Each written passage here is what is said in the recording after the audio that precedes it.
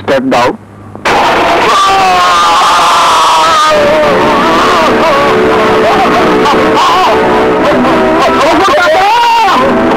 গোবর চাচা,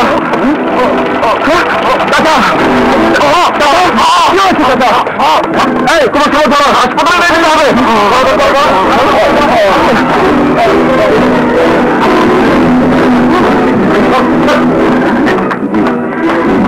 কি ব্যাপার, গাড়ি কোথায়? ম্যাডাম বসে আমি গাড়ি নিয়ে হাসপাতাল চলে গেছে। বসে আমাদের মনে ফোরম্যান।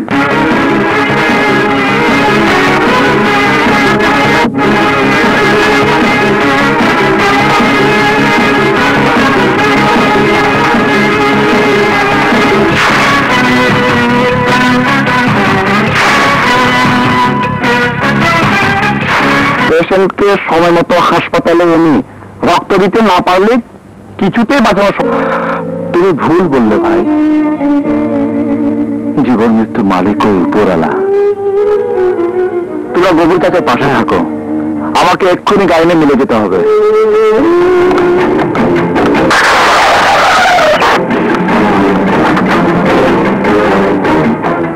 আসসালামু আলাইকুম। তুমি কার হুকুমে আমার গাড়ি নিয়েছিলে? ম্যাডাম, একজন শ্রমিক কর্মরত অবস্থায় মারাত্মক অ্যাক্সিডেন্ট করেছিল। আমার প্রশ্নের উত্তর আমি পাইনি। ম্যাডাম, আহত শ্রমিককে সময় মতো হাসপাতালে নিতে না পারলে সে মারা যেত।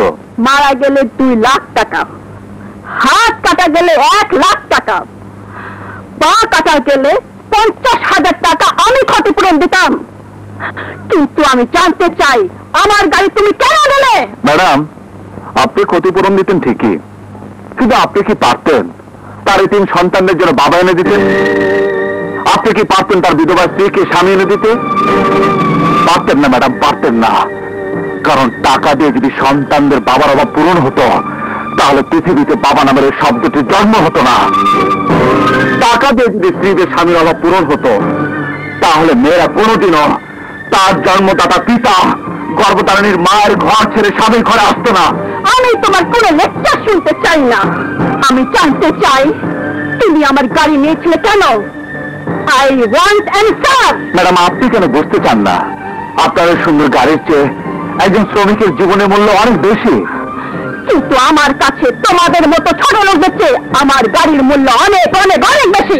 আপনি হয়তো ভুলে যাচ্ছেন, আমাদের মতো ছোট লোকদের শ্রমের বিনিময় উপার্জিত টাকায় আজ আপনারা ওই দামি গাড়ির মালিক হয়েছেন। Don't use such a language. Never forget, we are same creature of God. There's the main difference between you and us. You are rich and we are poor, but the color of blood is same. You bastard! আরে madam, এ হাতে শুধু চুরি মানায়, থাপ্পড় নয়।